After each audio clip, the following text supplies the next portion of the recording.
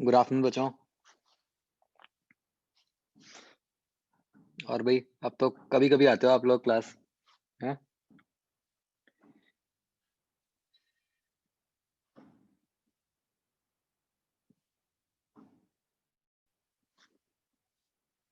बस जल्दी मैं भूल ही जाऊंगा एक्सेल मेडिकल में कौन कौन से बच्चे हैं।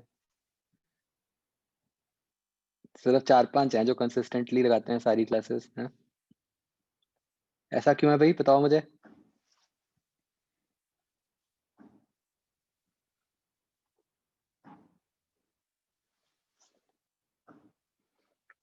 नितिश, तुमने बंद क्यों कर दी क्लासेस लगानी?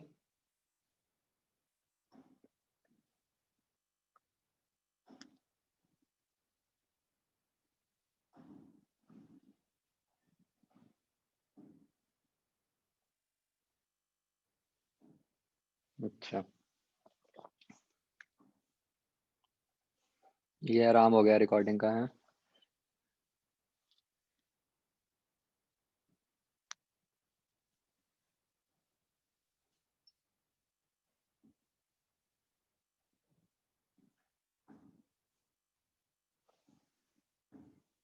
तो बच्चों तैयारी ठीक चल रही है?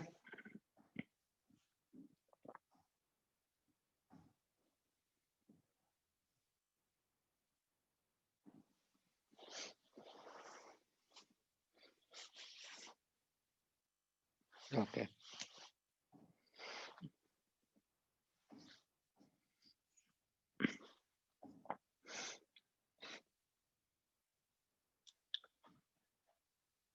चलो बच्चों फिर रोटेशनल के रिवीजन से शुरू करते हैं। ठीक है। अ, बच्चों first and foremost thing, rotational motion जो हम स्टडी करते हैं, ये जो हम अप्लाई करते हैं, that is for rigid bodies. इसका क्या मतलब होता है बच्चों, रिजिड बॉडीज का?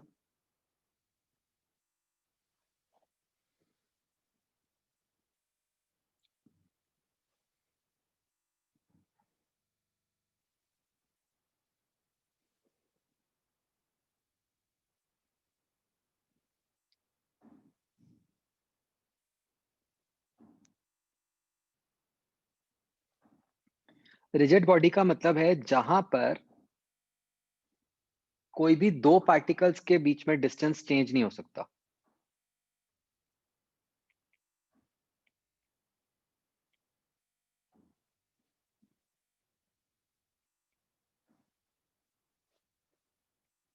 तो जैसे फॉर एग्जांपल, अगर मैं आपको कहूं ये वाला केस है,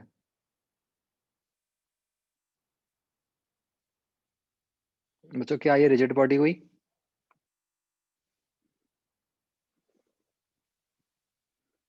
नहीं, राइट। स्प्रिंग के कारण डिस्टेंस चेंज हो जाएगा। यहीं पे अगर कोई रॉड है, कोई डिस्क है, कोई स्फीयर है, एक्सेट्रा सिलेंडर है, ये सारी रिजिड बॉडीज है, करेक्ट।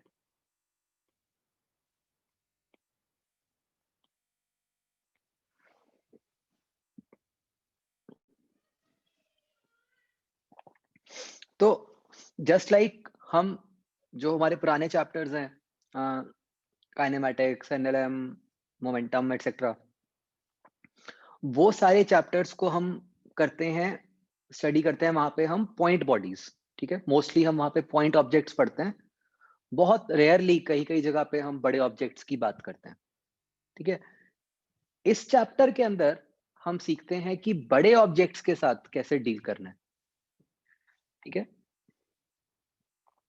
तो इस चैप्टर में we study motion of big objects. यहाँ पे अब पॉइंट ऑब्जेक्ट से हम बाहर आ गए हैं।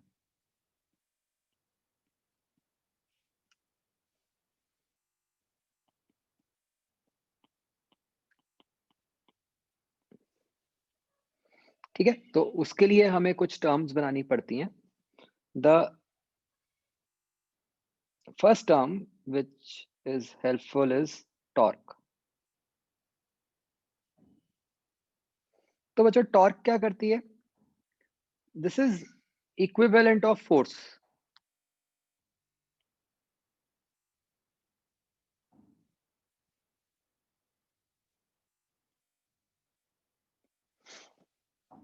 तो जो काम एनएलएम में फोर्स करती है वो काम रोटेशनल में टॉर्क करती है, ठीक है। तो फोर्स जैसे बॉडी की अंदर मोशन एक्सेलरेशन क्रिएट करती है, वो कौन सी एक्सेलरेशन होती है? लीनियर एक्सेलरेशन, जब हम F इक्वल टू एम लिखते हैं। टॉर्क कौन सी एक्सेलरेशन प्रोड्यूस करती है बच्चों? Angular acceleration. In other words, torque कब चाहिए होती है? जब एक बॉडी को घुमाना होता है, ठीक है। अब हमें दो बातें समझनी है, ठीक है। एक होता है बच्चों बॉडी को ट्रांसलेट करवाना, ठीक है, और एक होता है बॉडी को घुमाना। तो ट्रांसलेट का एग्जांपल हो जाएगा लाइक दिस। जैसे कोई बॉक्स है, आप उसको ऐसे लेके जा रहे हो, तो अगर इसके ऊपर कोई पॉइंट्स हैं ए बी सी डी, वो सारे पॉइंट्स बिल्कुल वैसे ही ओरिएंटेड रहते हैं, ठीक है, कोई चेंज नहीं आ रहा। This is translation, right.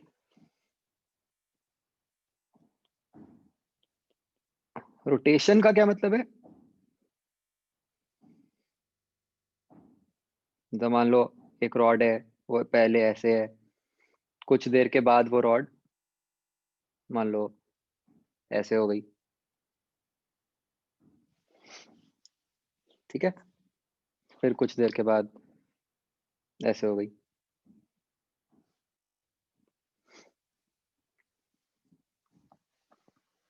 ठीक है ना? तो सब समझ रहे हो आप कि ट्रांसलेशन का क्या मतलब है, रोटेशन का क्या मतलब है। तो ट्रांसलेशन करवाने के लिए फोर्स चाहिए और रोटेशन करवाने के लिए हमें टॉर्क चाहिए, ठीक है।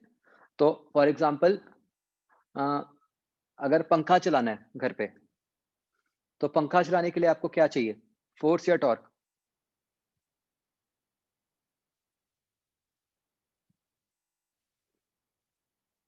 टॉर्क चाहिए, राइट, क्योंकि आपने पंखे को अपनी जगह से कहीं इधर उधर नहीं लेके जाना, आपने सिर्फ उसको अपनी जगह पे ही घुमाना है, ठीक है।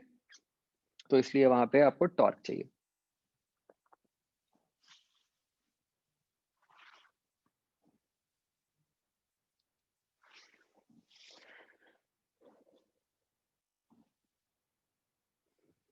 तो अब टॉर्क बच्चों हम कैसे निकालते हैं? टॉर्क का मेथड होता है कि अगर कोई भी बॉडी है, ठीक है, उसके अलग अलग पॉइंट्स पे अलग अलग फोर्सेस लग रही हैं,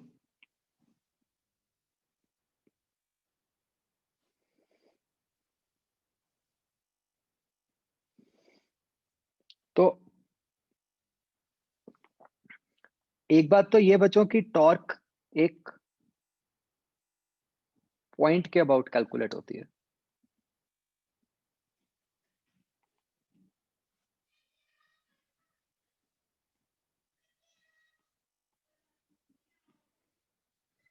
तो सिर्फ इतना कहना कि कितनी टॉर्क लग रही है बॉडी पे, ये इनकम्प्लीट है। आपको ये भी स्पेसिफाई करना पड़ता है कि किस पॉइंट के अबाउट, ठीक है, अदरवाइज आप बता ही नहीं सकते। ये एक बहुत बड़ा डिफरेंस है between force and torque. Force itself, हमने कहा 10 न्यूटन फोर्स लग रही है, वो सफिशिएंट है, समझ आ जाता है। बट टॉर्क में ये भी बताना पड़ता है कि किस पॉइंट के अबाउट टॉर्क लग रही है। तो जहां पर भी कोई फोर्स लग रही है, जैसे लेट्स से पॉइंट ए पे लग रही है कोई फोर्स, किसी भी तरफ को हो सकती है वो फोर्स, तो व्हाट वी डू इज, हम ओ से जिस पॉइंट पे फोर्स लग रही है उसका पोजीशन वेक्टर बनाते हैं, and now torque is given by the cross product of R cross F. तो अब बच्चों यहाँ पे दो तीन बातों का ध्यान रखते हैं। सबसे पहली बात तो ये कि यहां पर भी आर और एफ मल्टीप्लाई हो रहे हैं, जस्ट लाइक वर्क होता है, वर्क में भी यही आर और एफ टर्म्स मल्टीप्लाई होती हैं, लेकिन वर्क में फोर्स और डिस्प्लेसमेंट का डॉट प्रोडक्ट होता है, इसलिए आंसर स्केलर आता है। यहाँ पे आर और एफ का क्रॉस प्रोडक्ट है, इसलिए हमारा जो आंसर आता है वो वेक्टर आता है। ठीक है, तो इसके यूनिट्स भी वही सेम है, न्यूटन मीटर वर्क वाले।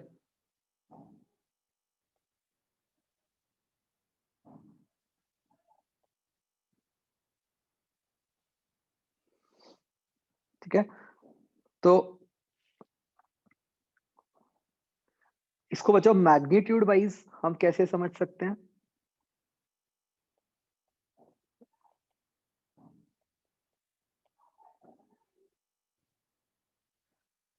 ये बन जाता है आर एफ साइन थीटा, जिसको हम समझ सकते हैं as R into F perpendicular और आर परपेंडिकुलर इंटू एफ।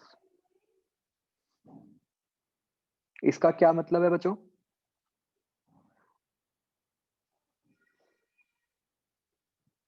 देखो,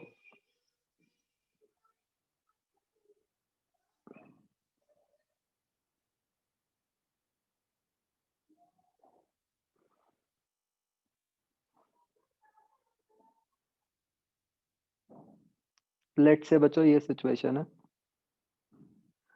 ठीक है, ये आर्बिट्ररी है, कोई मतलब कुछ मैंने पर्टिकुलर डायरेक्शन स्पेसिफाई नहीं किए।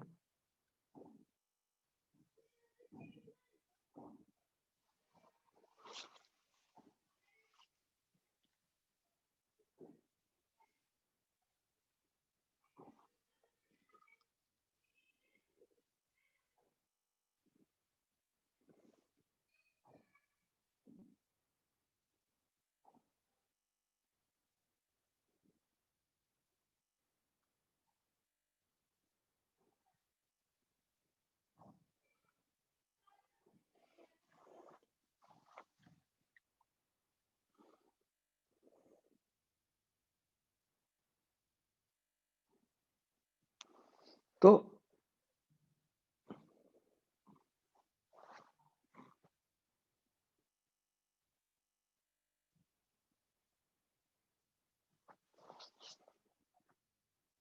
जब तो हम कहते हैं एफ परपेंडिकुलर, एफ परपेंडिकुलर का मतलब होता है कि आप जो आर वेक्टर है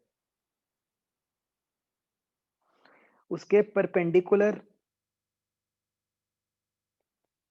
वाला कंपोनेंट ले लो, तो उससे मल्टीप्लाई कर दो। अब रेड को भूल जाओ, ठीक है, अब आपने सिर्फ ग्रीन और ब्लू वेक्टर्स को मल्टीप्लाई करना है। और अगर हम कहते हैं आर परपेंडिकुलर, तो आर परपेंडिकुलर का क्या मतलब होता है बच्चों? कि जो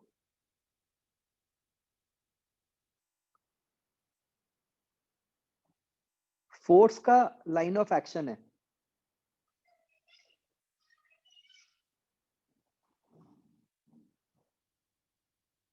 उससे परपेंडिकुलर डिस्टेंस ले लो।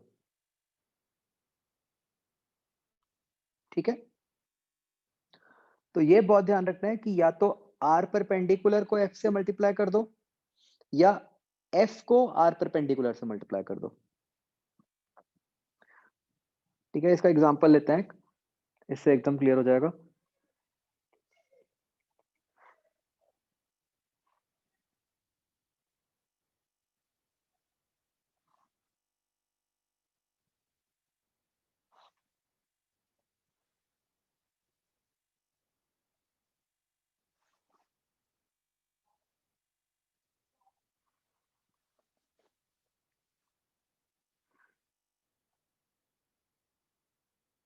ये एंगल थीटा है, ये पॉइंट ओ है,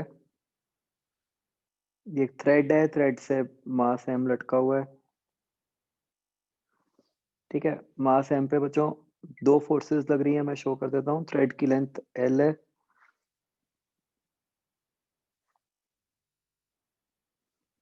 ये टेंशन हो गई, और ये एम जी हो गई।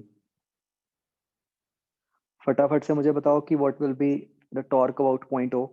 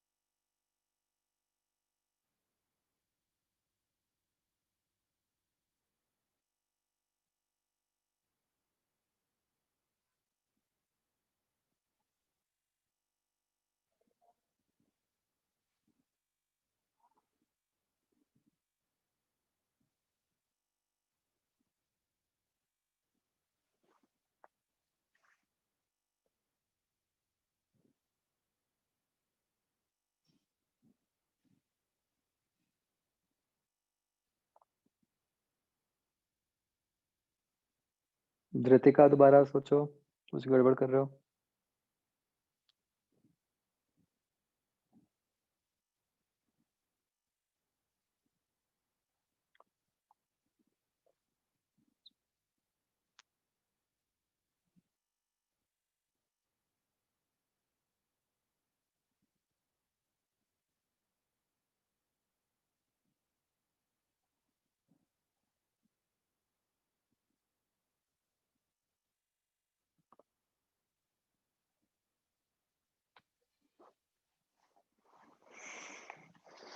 बताओ बच्चों आंसर फटाफट।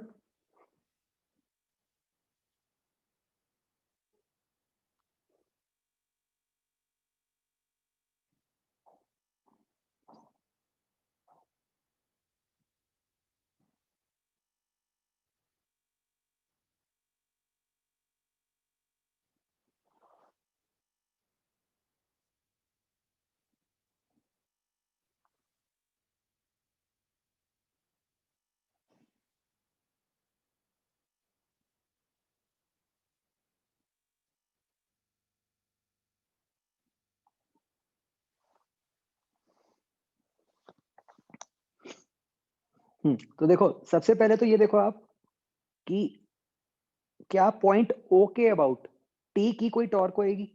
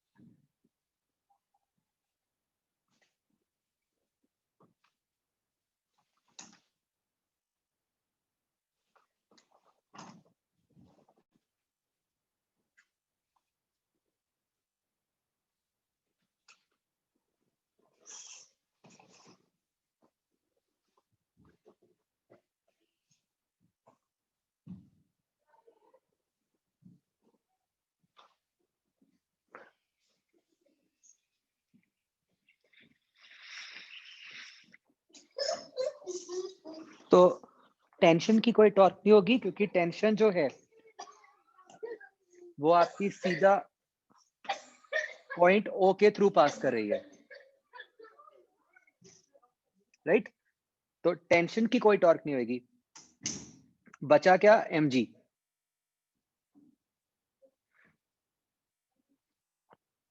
तो अब mg की टॉर्क क्या होगी? देखो अब तीन तरीके हो सकते हैं बच्चों। देखो, या तो आप सीधा ये देखो कि फोर्स और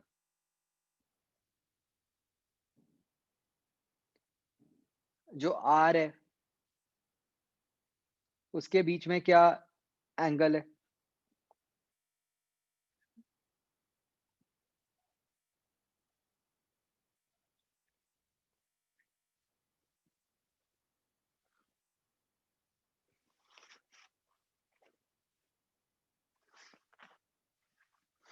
तो सीधा ऐसे लिख लो, नहीं तो जैसे जो मैं आपको ऊपर बता रहा था वो हो जाएगा फोर्स से। आप देखो कि ये आर परपेंडिकुलर हो गया आपका, है ना, जो कि एल साइन थीटा हो गया। या आप जो आर है, आर से परपेंडिकुलर एफ का कंपोनेंट देखो।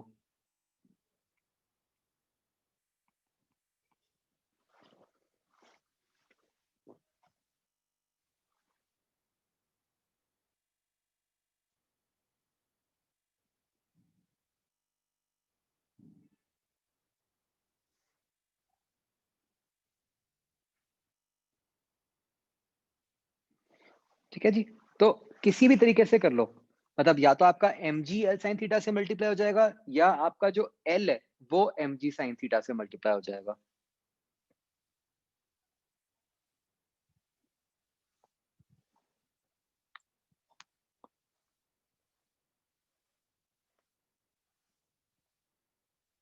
ठीक है,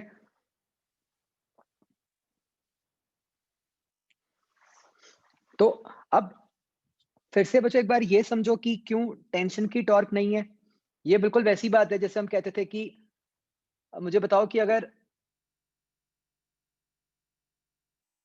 मैं इसको थोड़ा-सा सिचुएशन को चेंज करूँ, अगर मैं आपको कहता कि वो जो मास m है वो पॉइंट O की तरफ जा रहा है, तो क्या पॉइंट O पे कोई मैग्नेटिक फील्ड होती?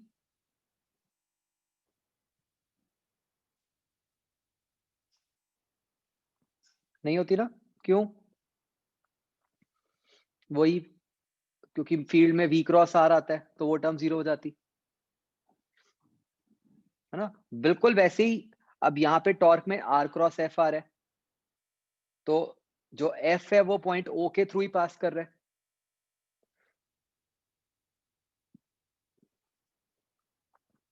और इसको फिजिकली समझने का दूसरा तरीका क्या है? फिजिकली बिल्कुल। आप सोचो टेंशन क्या काम कर रही है? टेंशन तो इस तरीके से लग रही है कि जिससे जो मास m है वो O के पास चला जाए, है ना? टेंशन किसी तरह से उसको घुमा तो नहीं रही, उसको घुमा कौन रहा है? mg sin थीटा, है ना? तो इसलिए हम ये कहते हैं कि mg sin थीटा के कारण टॉर्क आ रही है। तो बच्चों ऐसे टॉर्क पे इक्विलिब्रियम वाले क्वेश्चंस बन जाते हैं, टॉर्क पे बेस्ड।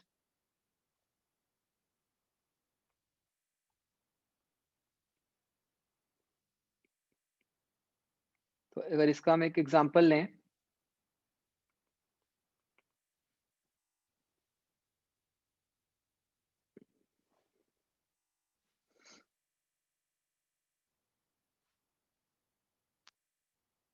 जैसे मान लो ये एक रॉड है, मास m लेंथ l, ये ऐसे एक थ्रेड लगा हुआ है,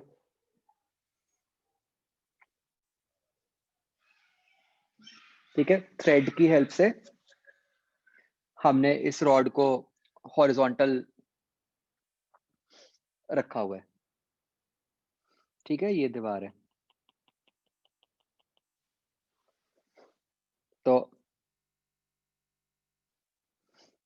जैसे आपको टेंशन ढूंढनी है, मतलब आपको मान लो find tension and hinge force, try करो एक बार।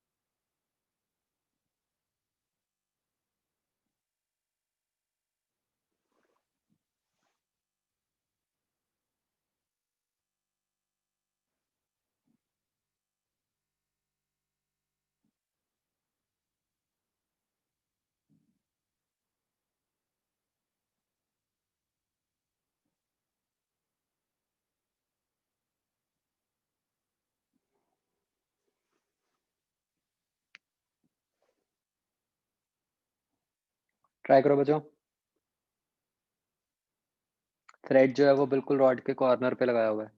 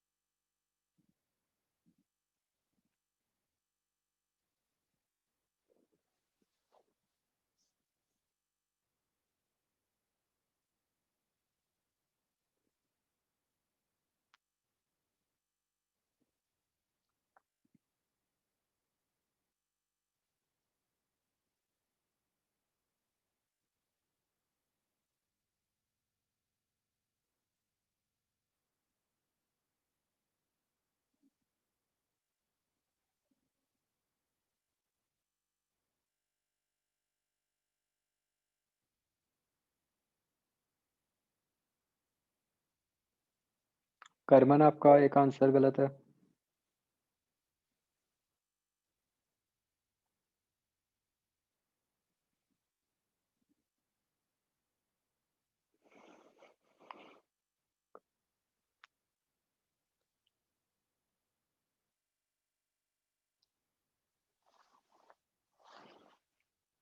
चलो बच्चों, लास्ट 5 मिनट।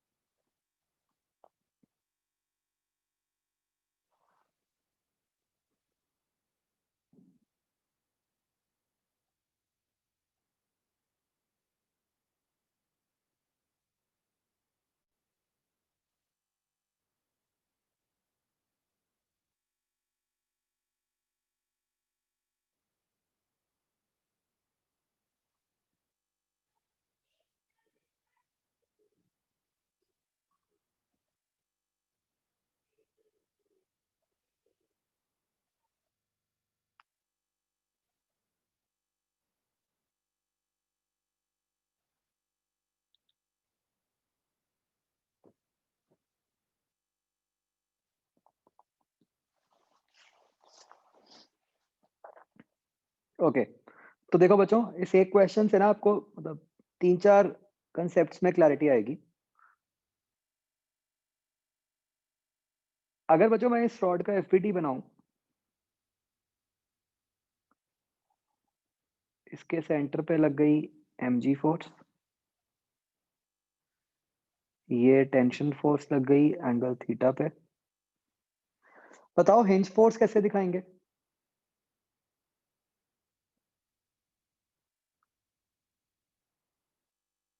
ये जो लेफ्ट साइड कॉर्नर से फोर्स लग रही है उसको किस तरह शो करते हैं?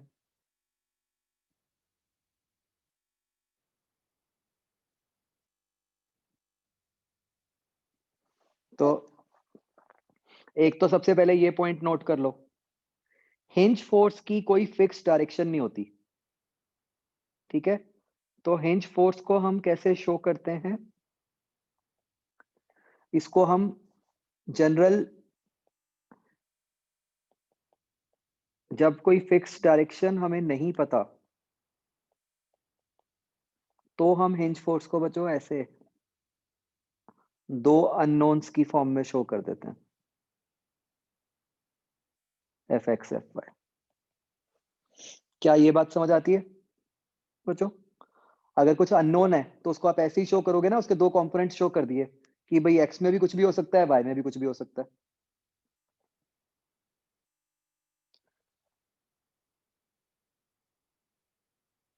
ठीक है बच्चों, अब अगर हम फोर्स बैलेंस करते हैं इस क्वेश्चन में, we get F Y plus T sine theta is equal to M G, F X is equal to T cos theta. Right बच्चों, हम क्यों की फोर्स बैलेंस? क्योंकि हमें दिख रहा है कि बॉडी रेस्ट पे है ना, तो ऑब्वियसली हमें ये भी दिख रहा है कि बॉडी घूम नहीं रही। राइट, तो इसका मतलब हम टॉर्क भी बैलेंस कर सकते हैं। But the key point two understand is कि आप टॉर्क किस पॉइंट के अबाउट बैलेंस करो। अभी हमने ऊपर समझा कि टॉर्क तो किसी पॉइंट के अबाउट निकलती है ना, तो हम किस पॉइंट के अबाउट टॉर्क को बैलेंस करें?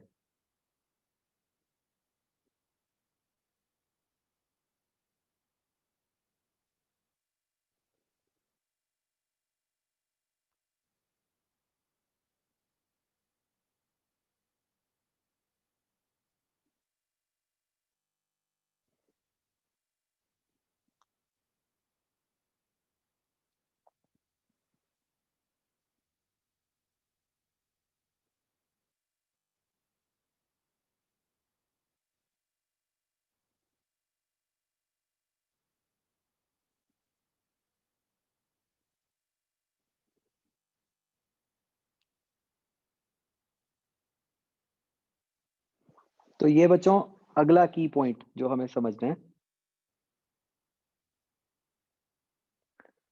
जब बॉडी पे नेट फोर्स 0 होती है,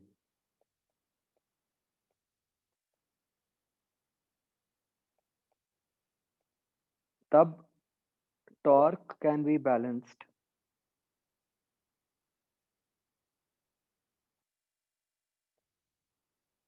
about any point. There is no fixed condition. आप किसी भी पॉइंट के अबाउट टॉर्क बैलेंस कर सकते हो।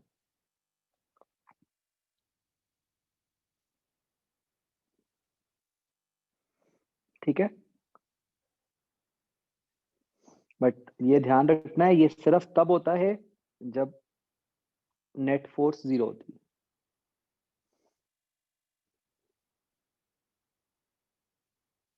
ठीक है, अब बच्चों वैसे तो हम किसी भी पॉइंट के अबाउट कर सकते हैं, ठीक है, लेकिन कन्वीनियंट कौन सा पॉइंट रहेगा?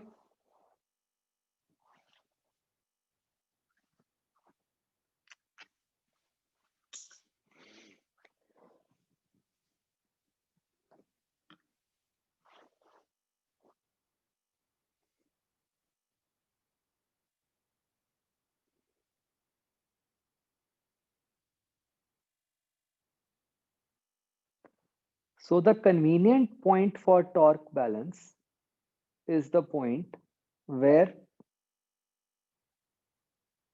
unknown forces are acting.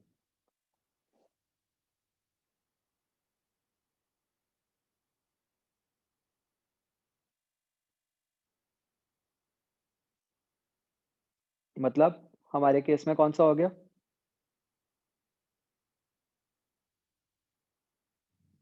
जो लेफ्ट मोस्ट पॉइंट है, हिंज पॉइंट।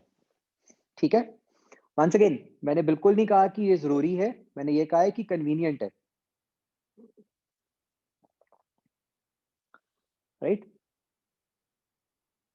तो अब अगर मैं बच्चों ये लेफ्ट मोस्ट पॉइंट को लेट से ए मार्क कर देता हूं, how will be right torque about this point A,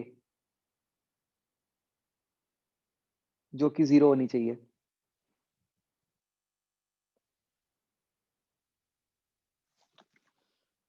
mg की क्या टॉर्क हो गई?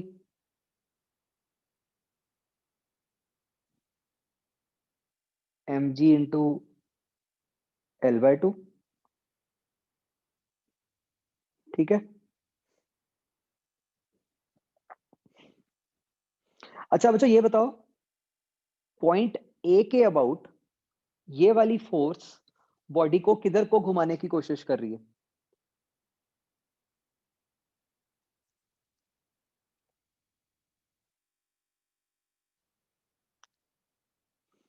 ऐसे सोचो, अगर पॉइंट ए पे कोई कील लगी हुई है तो mg फोर्स बॉडी को किधर को घुमाएगी? क्लॉकवाइज।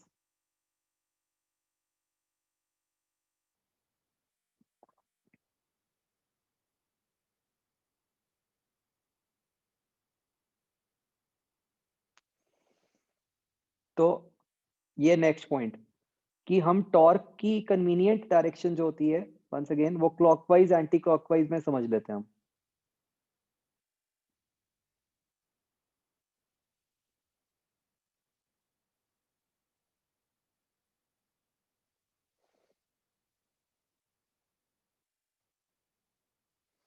व्हाट अबाउट जो दूसरी फोर्स है T?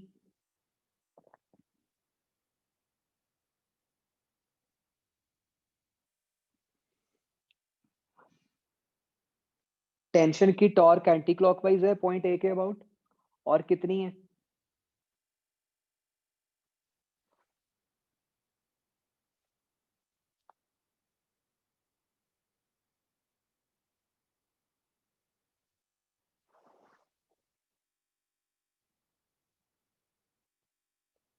T sine theta into L, and we can see कि ये टॉर्क जो है वो आपकी एंटी क्लॉकवाइज है। तो अब आपका ये सम 0 होना चाहिए, राइट? तो क्योंकि डायरेक्शंस ऑपोजिट है तो बीच में माइनस साइन आ जाएगा, तो इससे आपके पास टेंशन की वैल्यू आ गई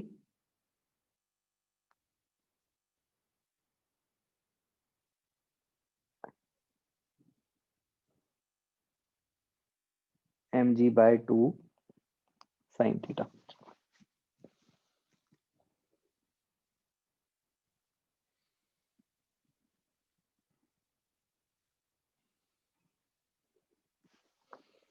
तो बच्चों एक बार आपके पास टेंशन की वैल्यू आ गई तो देखो, अब इसको अगर मैं फर्स्ट इक्वेशन में पुट कर दूंगा तो यहां से देखो एफ वाई क्या बन गया,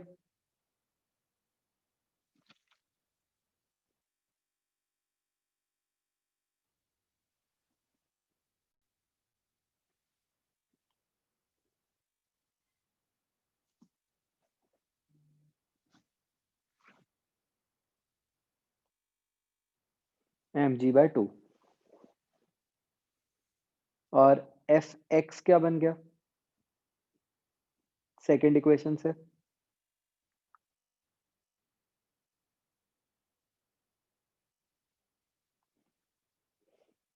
mg/2 cot theta,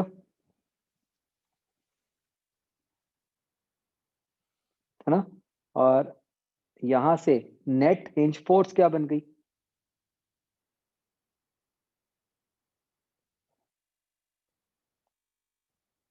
root of F X square plus F Y square. तो देखो ये क्या बन गया बच्चों, mg/2 secant theta.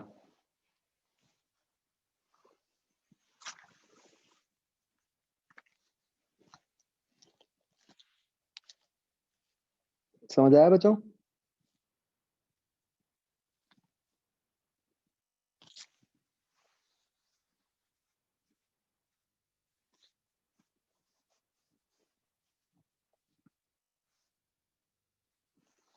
F X and F Y कैसे निकाला, फर्स्ट टू इक्वेशंस में पुट करके, फोर्स बैलेंस वाली।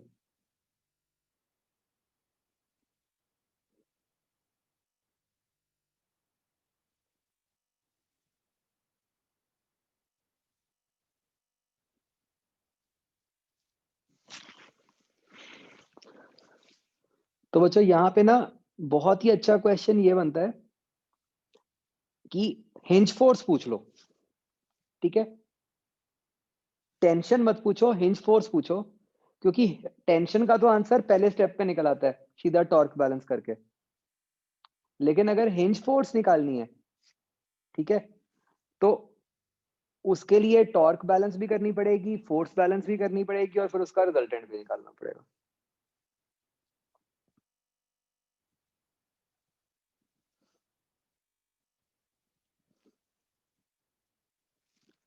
समझ गए बच्चों?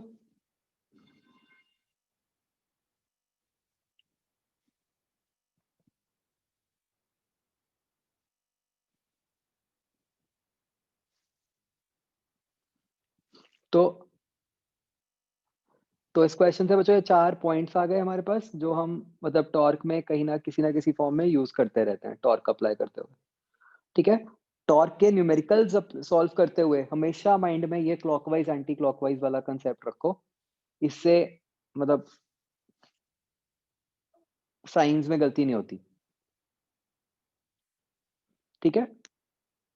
मैंने इसको कन्वीनियंट डायरेक्शन क्यों लिखा है बच्चों, एक्चुअल डायरेक्शन क्या होती है टॉर्क की,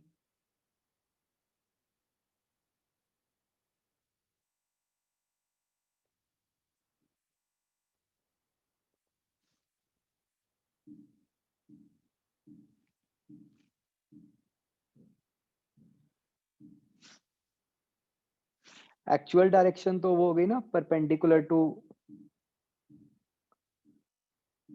both R vector and F vector out of plane.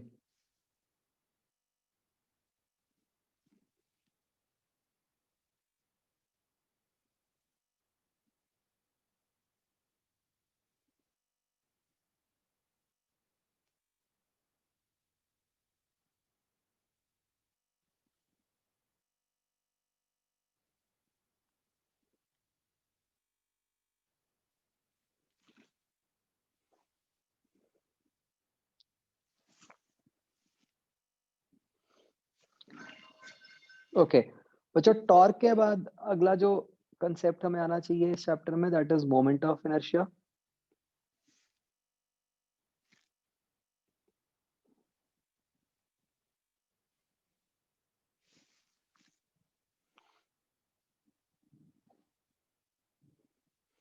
तो हाँ अक्षिता, वो थोड़ा सा आगे आएगा अभी जो आप कह रहे हो। तो मोमेंट ऑफ इनर्शिया क्या होता है कि जैसे जब कोई बॉडी है बच्चों आपके पास,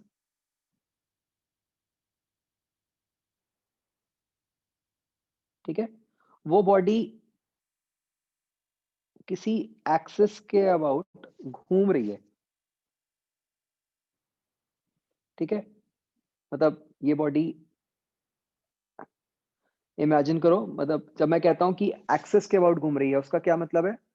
इमेजिन करो कि जहां मैंने क्रॉस लगाया हुआ है वहां पे आपने इस बॉडी के अंदर एक कील फंसाई हुई है, ठीक है, तो बॉडी उसके अराउंड घूमेगी गोल गोल जैसे मैंने दिखाया।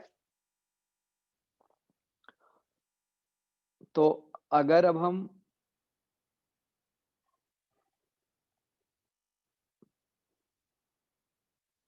देखें तो जो बॉडी के अलग अलग मासेस हैं वो अलग अलग रेडियस में घूमेंगे।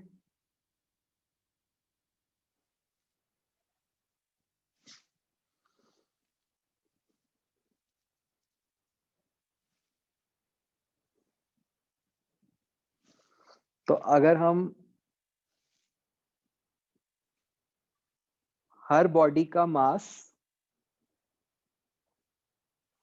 इनटू उसके रेडियस का स्क्वायर करते जाएं,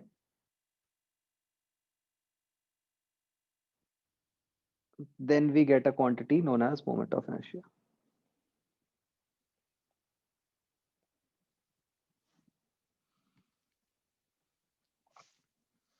तो बच्चों एक बात समझो कि जस्ट लाइक टॉर्क में पॉइंट ओ पता होना जरूरी है, वैसे ही मोमेंट ऑफ इनर्शिया में आपको एक्सिस ऑफ रोटेशन पता होना जरूरी है कि बॉडी किस पॉइंट के अबाउट या किस लाइन के अबाउट घूम रही है, क्योंकि उसी से ही आपको क्लियर होगा कि डिफरेंट मासेस जो हैं वो कितने कितने रेडियस में घूम रहे हैं,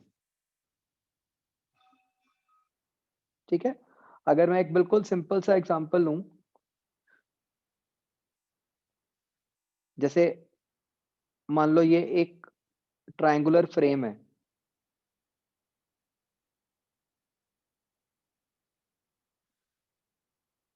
यहाँ पे मास m1 रखा हुआ है, यहाँ m2 और m3,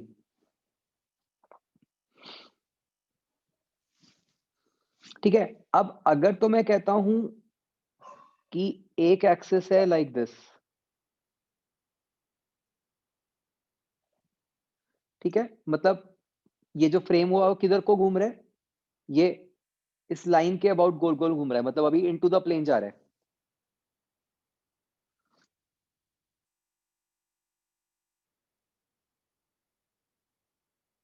ठीक है। वर्सेस मैं एक दूसरी एक्सिस दिखाऊं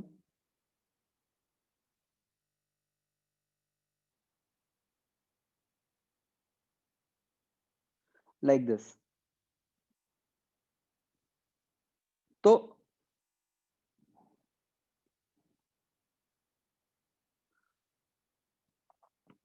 एंड मान लेते हैं ये सारी साइड्स L हैं। तो मैं बच्चों पूरा सॉल्व नहीं कर रहा, बट हम सिर्फ इतना समझें कि अगर मैं एक्सिस 1 की बात कर रहा होता, एक्सिस 1 के लिए m1 कितने रेडियस में घूम रहा है?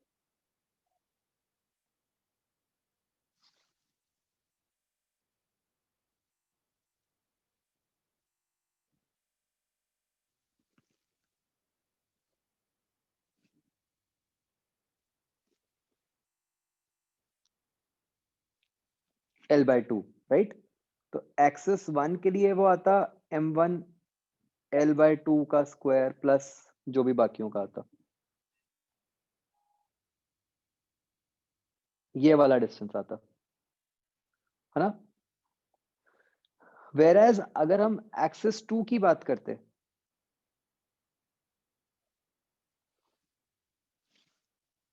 इसमें क्या आता,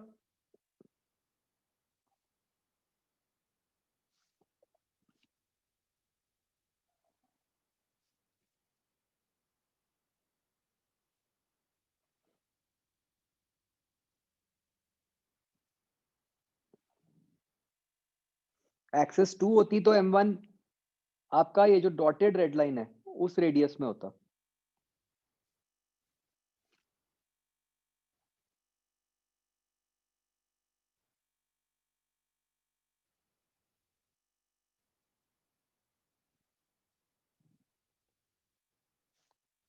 ठीक है, तो मतलब जब तक आपको एक्सेस नहीं पता होगी तब तक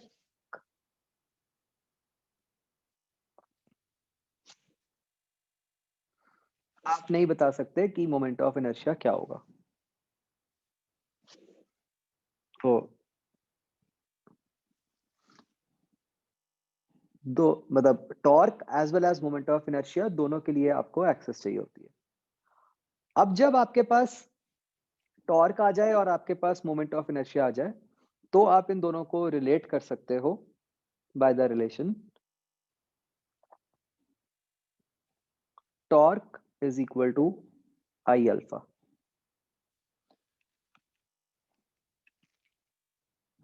तो देखो बच्चों, टॉर्क और मोमेंट ऑफ इनर्शिया किसी ना किसी पॉइंट के अबाउट कैलकुलेट होते हैं, ये ध्यान रखना है। तो अब यहां पे जो पॉइंट P है वो क्या हो सकता है, किसके अबाउट टॉर्क लेनी है या किसके अबाउट मोमेंट ऑफ इनर्शिया लेना है? P आपका होता है या तो सेंटर ऑफ मास या हिंज पॉइंट।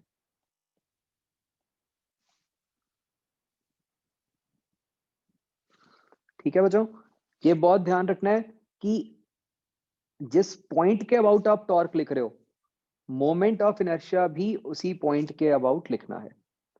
तो आई एम अज्यूमिंग कि आपको जो स्टैंडर्ड केसेस हैं मोमेंट ऑफ इनर्शिया वो याद हैं, वो याद रखने हैं, रॉड स्फीयर एक्सेट्रा जो होते हैं। ठीक है, और उसके साथ parallel axis theorem and perpendicular axis theorem, ये याद होनी चाहिए आपको।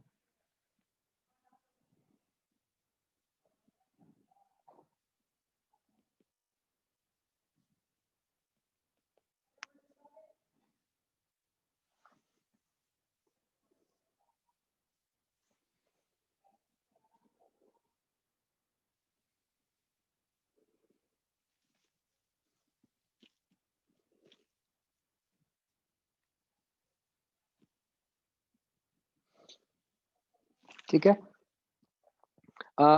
चलो इन दो थ्योरम्स की बात भी कर ही लेते हैं, फिर इसकी बात करते हैं कि how to apply this torque equal to I of law. तो जब हम पैरेलल एक्सिस थ्योरम की बात करते हैं बच्चों,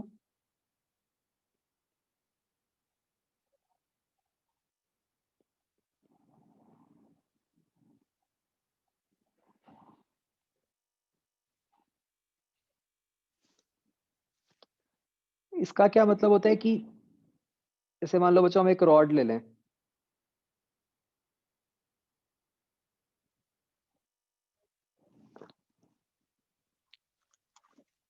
बताओ रॉड का उसके सेंटर के अबाउट मोमेंट ऑफ इनर्शिया क्या होता है?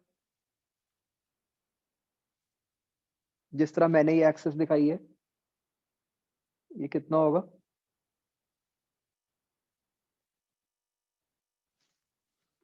ml²/12, है ना?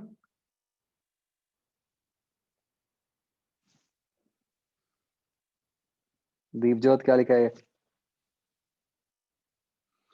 तो पैरेलल एक्सिस थ्योरम क्या कहती है, इसकी कंडीशन क्या है पैरेलल एक्सिस की, कि आपको सबसे पहले कोई एक ऐसी एक्सिस के अबाउट पता होना चाहिए मोमेंट ऑफ इनर्शिया जो सेंटर ऑफ मास के थ्रू पास करती है।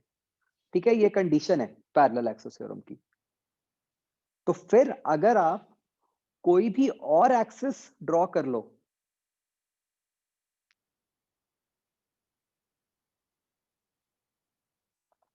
जो कि इसके पैरेलल है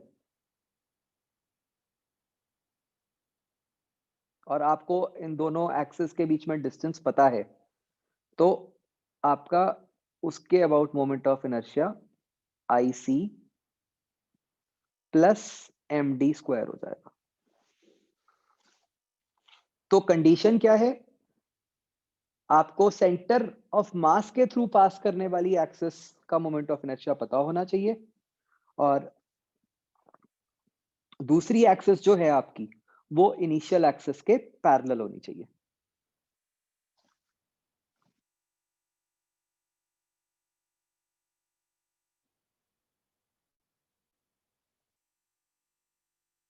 अच्छा, एक एग्जांपल लो।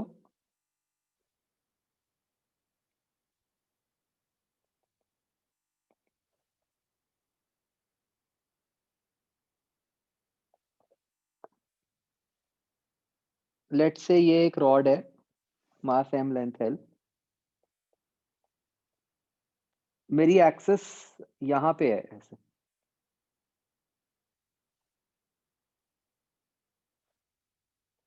ये डिस्टेंस d है। तो बताओ इस ब्लू एक्सिस के अबाउट रॉड का मोमेंट ऑफ इनर्शिया क्या होगा?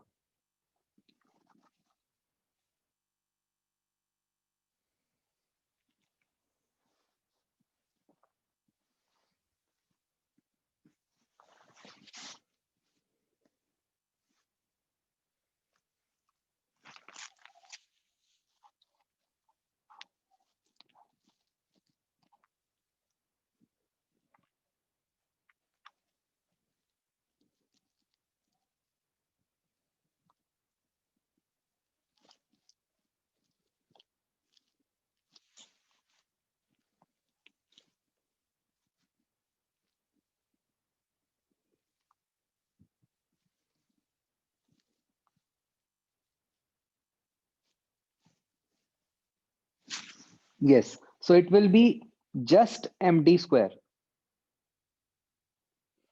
अब ये md स्क्वायर आया कैसे? हम पैरेलल एक्सिस थ्योरम लगा रहे हैं। सबसे पहले तो हम एक ऐसी एक्सिस के थ्रू निकालें जो इसके सेंटर ऑफ मास के थ्रू पास कर रही हो, और ब्लू एक्सिस के पैरेलल भी हो। तो वो ये ग्रीन वाली एक्सिस बन गई।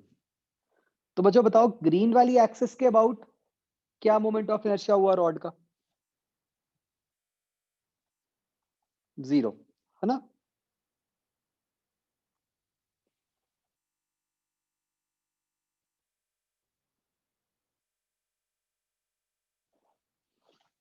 तो प्लस md स्क्वायर।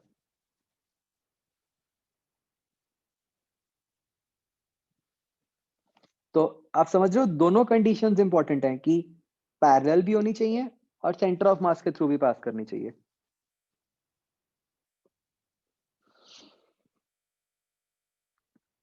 इसमें कोई डाउट किसी को?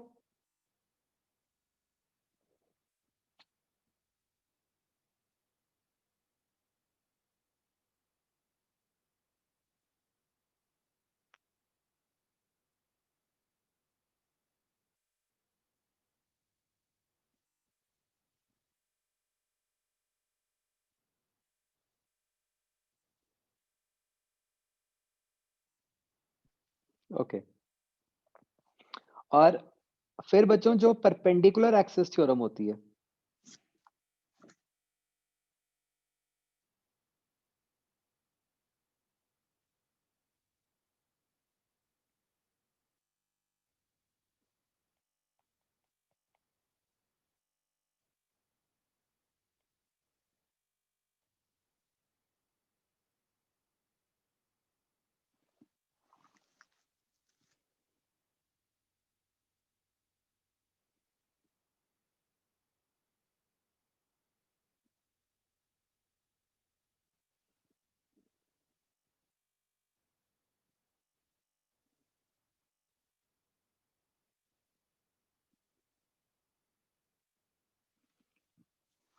परपेंडिकुलर एक्सिस थ्योरम में बच्चों फर्स्ट कंडीशन ये होती है कि वो सिर्फ प्लेनर बॉडीज के ऊपर लग सकती है।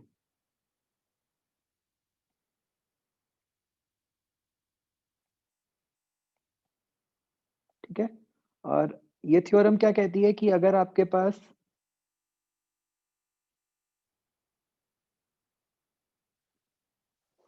कोई भी एक बॉडी है प्लेनर,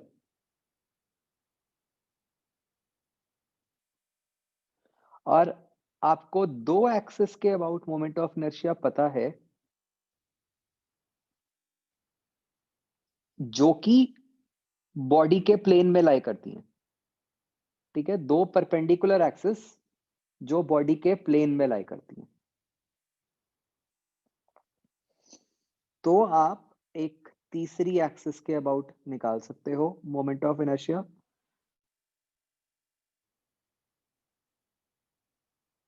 जो कि प्लेन के परपेंडिकुलर हो गई।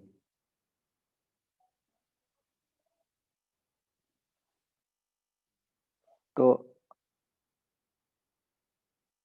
वो बन जाता है I Z is equal to I X plus I Y. तो तो यहां पे ये बहुत इंपॉर्टेंट ध्यान रखना होता है कि कौन सी दो एक्सिस का मोमेंट ऑफ इनर्शिया आप ऐड कर रहे हो जो बॉडी के प्लेन में लाई करती हैं। ऐसा नहीं कि कोई भी दो का सम कर दिया, मतलब ये एक्स वाई आपको वही लेने हैं जो बॉडी के प्लेन में हो।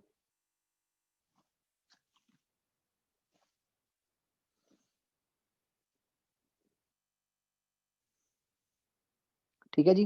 तो इस तरह से आप मोमेंट ऑफ इनर्शिया निकाल सकते हो आप किसी भी सिचुएशन में। आपको वो जो स्टैंडर्ड केसेस हैं उनका तो अपने को याद रखना ही है। Now how do we apply torque equal to I alpha. अब जैसे अगर मैं एक एग्जांपल लूं, ये ऐसे एक रॉड है,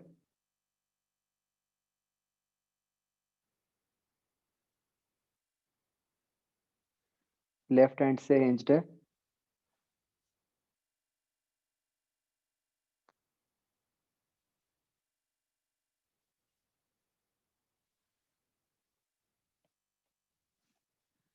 हाँ, इसमें बताओ क्या इसका अल्फा क्या होगा रॉड का।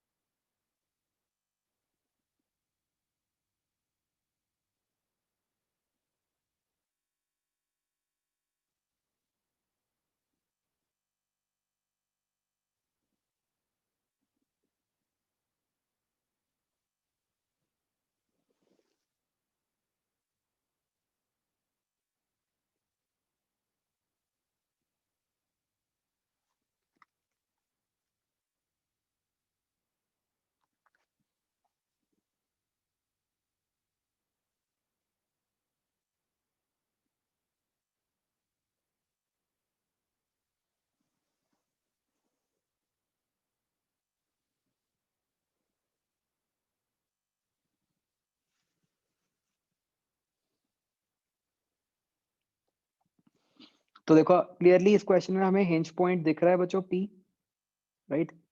तो हम अप्लाई करेंगे torque about P is equal to I about P into alpha. तो टॉर्क अबाउट पी क्या हो गया, M G L by two. What is I about P, end point के about, M L square by three alpha. तो ये आपका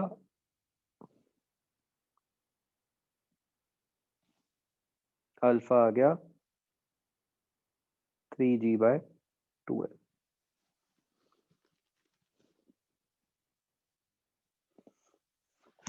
देखो यहाँ गलती क्या होती है बच्चों हमसे, हम ना मतलब ये ध्यान नहीं देते कि किस पॉइंट के अबाउट टॉर्क लिख रहे हैं, आई किसी और का लिख देते हैं हम। मतलब यहाँ आप में से कईयों ने गलती ये की होगी कि आई को एम एल स्क्वायर बाय 12 लिख दिया होगा। तो प्लीज बच्चों ये ध्यान रखना है, आप जिस पॉइंट के अबाउट टॉर्क लिख रहे हो आप उसी पॉइंट के अबाउट आई लिखोगे। मतलब आपको ना ऐसे याद ही नहीं रखना कि torque equal to I alpha. आप याद ही ऐसे रखो जैसे मैंने लिखा है, torque about P is equal to I about P into alpha. तो इससे गलती ही नहीं होगी कि भाई जिस पॉइंट के अबाउट टॉर्क लिख रहे हो उसी पॉइंट के अबाउट आई लिखना है।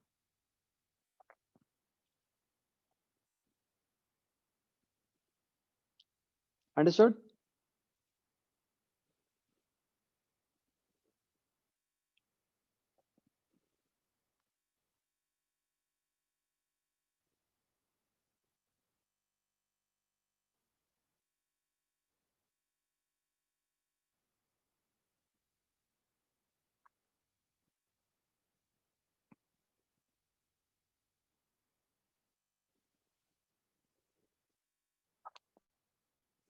ओके, देन बच्चों कंसेप्ट आता है, ये बच्चों बड़ा इंपॉर्टेंट कंसेप्ट है, this is concept of pure rolling.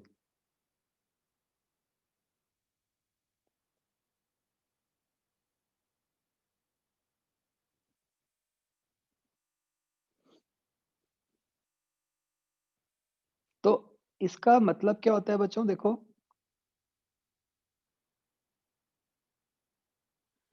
सबसे पहले तो this is a special case of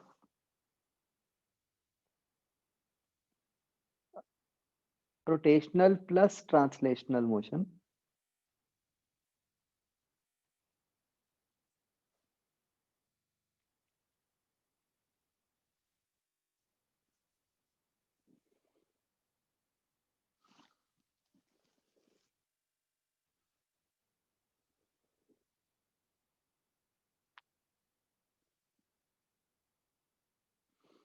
तो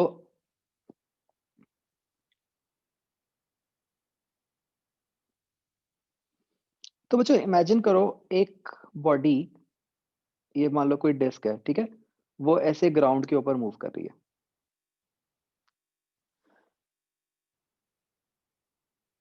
तो सबसे पहले तो रोटेशन कैसे है, ये गोल घूम रही है डिस्क, ठीक है। ट्रांसलेशन कैसे है, ये डिस्क आगे को भी जा रही है, ऐसा नहीं है कि अपनी जगह पे ही है, जो डिस्क का सेंटर है वो आगे भी बढ़ रहा है।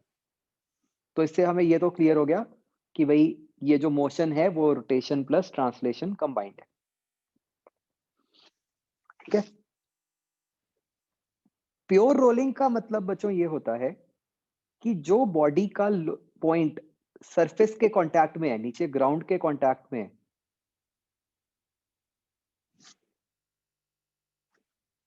ठीक है, वो सरफेस के साथ स्लिप ना कर रहा हो, ठीक है, मतलब वो ग्राउंड के ऊपर स्लिप नहीं कर रहा, मतलब velocity of p with respect to surface is equal to 0। तो अगर जो सरफेस है 99.9% केसेस में बच्चों वो सरफेस खुद ही रेस्ट पे होगी,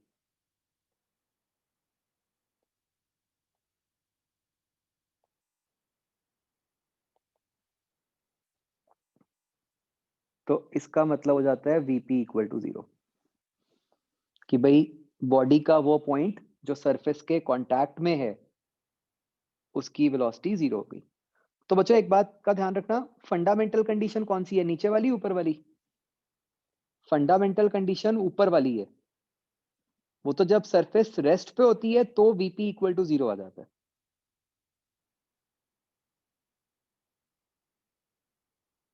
right. Fundamental condition relative velocity 0 की है, अगर वेलोसिटी 0 सरफेस की तो नीचे वाली आ जाती है। अब जब हम वीपी इक्वल टू 0 करते हैं, यहां से बच्चों हमारे पास दो कंडीशंस आ जाती हैं,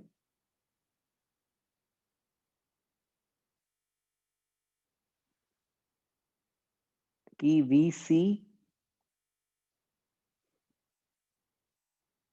इज इक्वल टू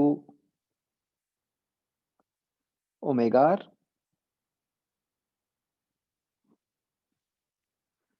या फिर A C is equal to alpha.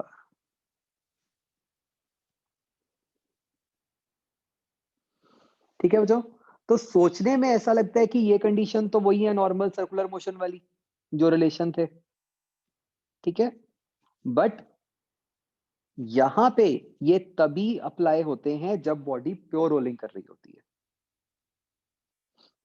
ठीक है।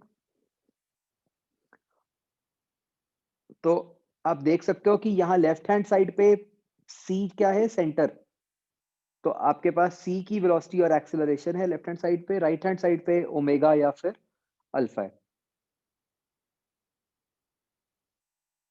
तो वो आपस में रिलेट हो गए, एज यू कैन सी।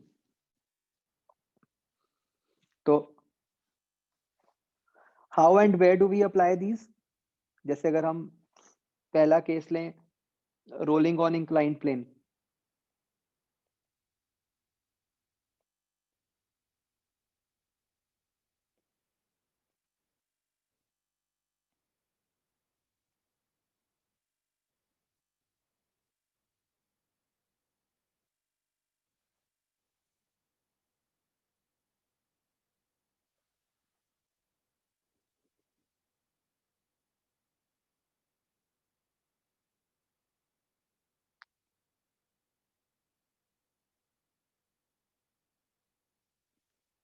तो इमेजिन करते हैं ये डिस्क है या सिलेंडर है या जो भी है, ये ऐसे एक इंक्लाइंड प्लेन के ऊपर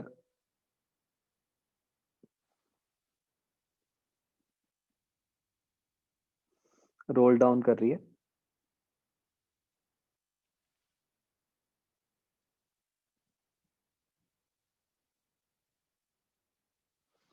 एंगल थीटा। तो यहाँ पे हमारी कंडीशंस किस तरह बनती हैं बच्चों? देखो, अगर हम इसका एफबीडी बनाएं,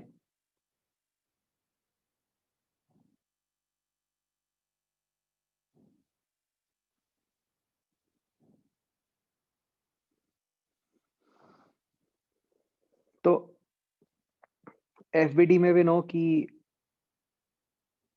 एक इधर को आएगा mg cos theta,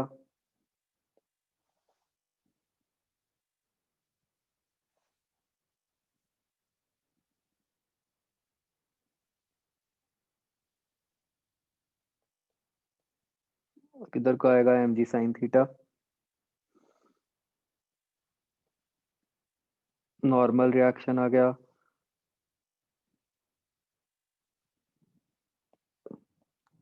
friction force आ गई।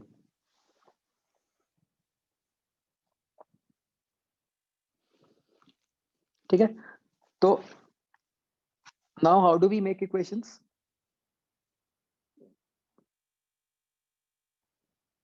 ये एक्सेलरेशन हो गई along the incline, let's say AC। तो अच्छा, रोलिंग में ना आपने हमेशा क्या ध्यान रखना है, जो भी क्वेश्चंस आपके रोलिंग के होते हैं उनमें आपके हमेशा 3 इक्वेशंस बनेंगी। एक इक्वेशन होएगी लीनियर, एक इक्वेशन होएगी रोटेशन की, और तीसरी इक्वेशन होएगी इनके रिलेशन की, जो हमने ऊपर लिखा था। आपकी ऐसे हमेशा 3 कंडीशंस यूज होंगी। जैसे लीनियर मतलब सिंपल फोर्स की, वो क्या बन गई?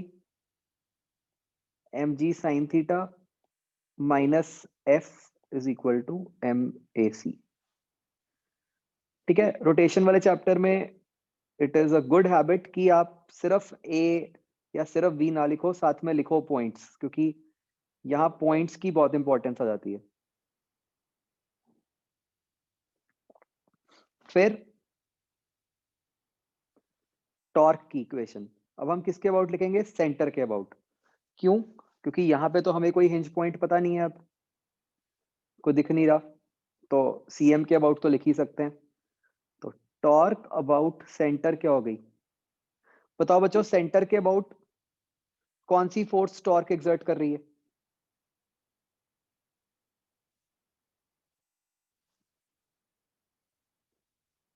सिर्फ फ्रिक्शन, है ना? बाकी तो mg और नॉर्मल रिएक्शन तो c के थ्रू पास ही कर रहे हैं। तो फ्रिक्शन की टॉर्क क्या हो गई? F into R is equal to I C alpha. Again I about centre into alpha. तो आप देखो, ऊपर वाली इक्वेशन, फर्स्ट इक्वेशन क्या थी? लीनियर। दूसरी इक्वेशन क्या है? रोटेशनल। तीसरी क्या है? इनके बीच में रिलेशन, वो क्या हो गया? ए सी इक्वल टू अल्फा। तो जब आप इसको पुट कर दोगे, इससे आपके पास एक्सेलरेशन की वैल्यू जी साइन थीटा ओवर 1 प्लस आई सी बाय एम आर स्क्वायर आ जाती है। तो बच्चों, ये बहुत इंपॉर्टेंट फॉर्मूला है।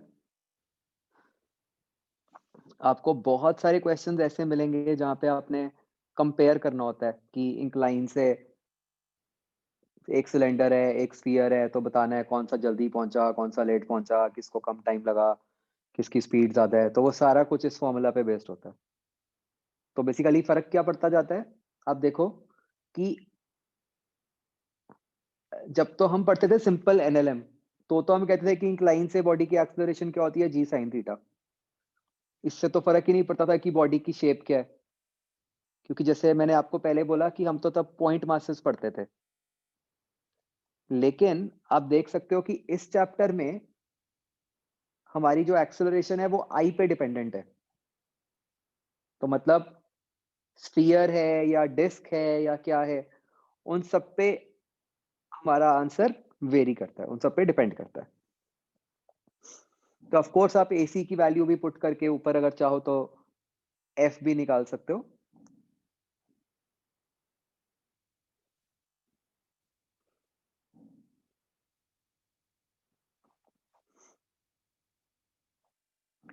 ओके, ऐसे बच्चों अगला एग्जांपल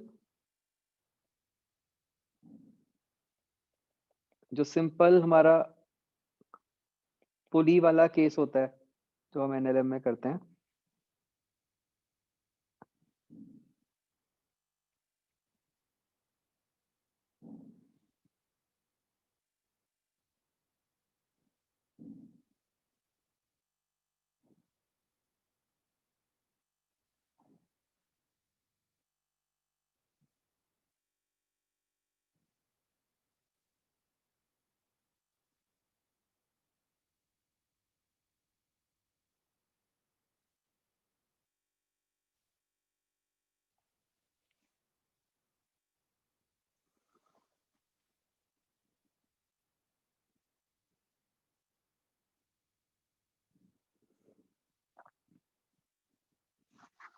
बताओ बच्चों, अब फर्क क्या है कि यहाँ पे आपको पुली का भी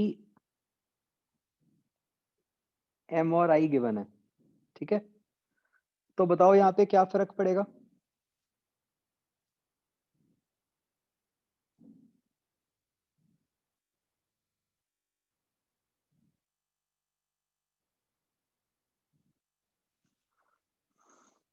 तो बच्चों इस केस में क्या होता है कि जब आपकी पुली का भी मोमेंट ऑफ इनर्शिया आ जाता है तो थ्रेड में टेंशन्स अलग अलग हो जाती हैं। आपको ख्याल होगा एनएलएम में हम हमेशा कह देते हैं कि टेंशन सेम ही होती है ना। बट जब पुली का मोमेंट ऑफ इनर्शिया आ जाता है तो टेंशन अलग अलग हो जाती है, ये ध्यान रखना है। तो अब मेथड क्या होगा, लेट से मैं इसकी एक्सेलरेशन ए नीचे मानता हूं, इसकी ए ऊपर मानता हूं। तो देखो अब एफ बी डीज क्या क्या बनेंगे, M1 का एफ बी डी ये बन गया,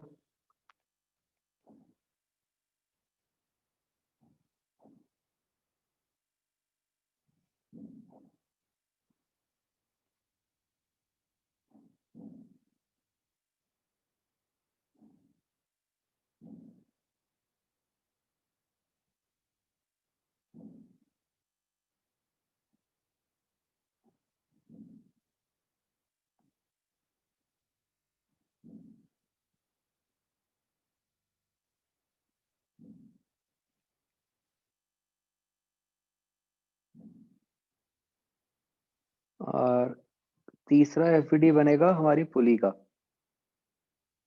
तो पुली पे लेफ्ट साइड पे T1 खींच रहा है, राइट साइड पे T2 खींच रहा है। बताओ बच्चों, मैंने जिस तरह से ब्लॉक्स की एक्सेलरेशन दिखाई है उसके हिसाब से पुली किधर को घूमेगी, क्लॉकवाइज या एंटी क्लॉकवाइज।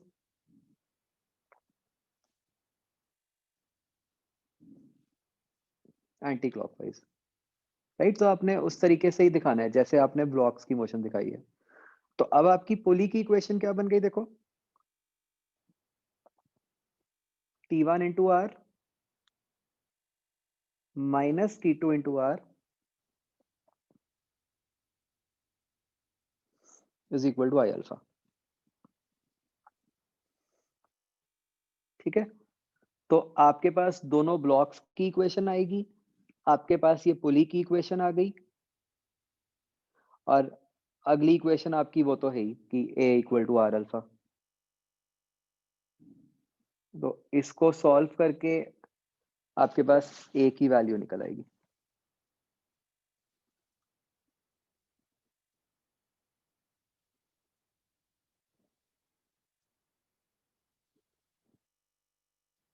है ना?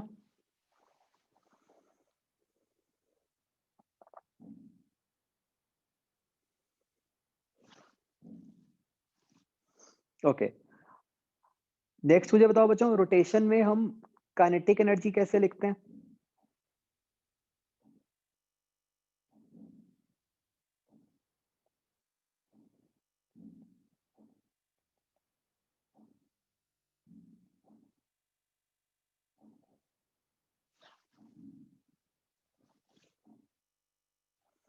जो बच्चों पूरी एनर्जी होती है that is given by half m VCM square plus half ICM omega square. ये जनरल एनर्जी होती है, ठीक है, of a rotating plus translating body. तो ऑब्वियसली अगर कोई टर्म जीरो है तो अपने आप वो टर्म खत्म हो जाएगी। तो बच्चों ध्यान रखना है फिर से, यहाँ पे फर्स्ट टर्म में VCM ही लिखना है, सेकेंड टर्म में ICM ही लिखना है, ठीक है। मैंने यहाँ पे कुछ नहीं लिखा, हिंज पॉइंट एटसेट्रा नथिंग। इस फॉर्मूला में हमेशा VCM और ICM ही डलते हैं, बॉडी चाहे जैसे मर्जी घूमे। तो ये जो फर्स्ट टर्म होती है इसको हम कहते हैं एज ट्रांसलेशनल,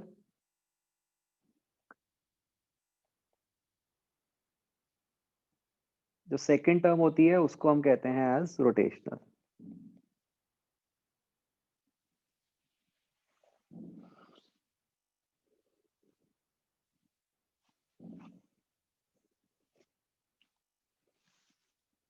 राइट? तो मतलब अब एनर्जी में जैसे जो पहले सिर्फ हाफ m VCM स्क्वायर थी, अब साथ में एक और टर्म आ जाती है जिसको हम हाफ ICM ओमेगा स्क्वायर कहते हैं।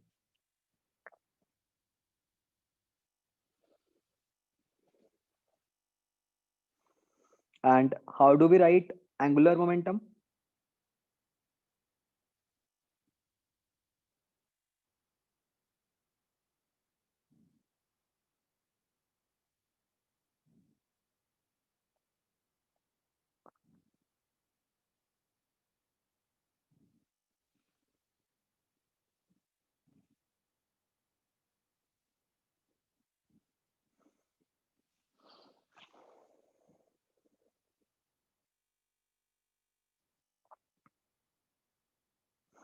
बच्चों just like other quantities, angular momentum भी किसी पॉइंट के अबाउट लिखते हैं, ठीक है बच्चों। सिर्फ एनर्जी है जो आप किसी पॉइंट के अबाउट नहीं लिखते, ठीक है, इस चैप्टर में। बाकी तो सारा कुछ आप किसी ना किसी पॉइंट के अबाउट लिखते हो, ठीक है। अब ये कैसे लिखना होता है बच्चों, इसका जो पूरा एक्सप्रेशन बनता है,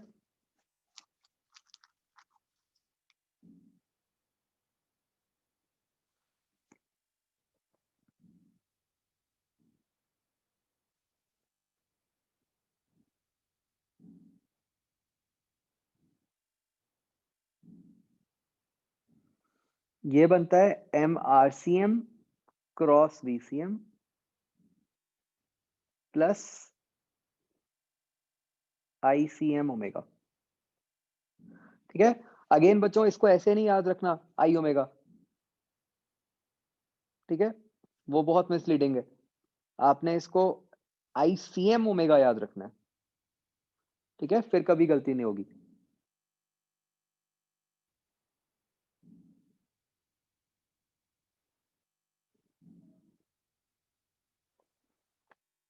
तो एंगुलर मोमेंटम के ना कुछ स्पेसिफिक केसेस हैं, वो मैं आपको नेक्स्ट क्लास में बताऊंगा, ठीक है। ये इंपॉर्टेंट है, इसकी कंजर्वेशन एंड ऑल। बाकी आप शीट तो कर ही लो, फिर वो जैसे मैंने आपको भेजा हुआ है शीट प्लस टेस्ट कल डिस्कस करेंगे। ओके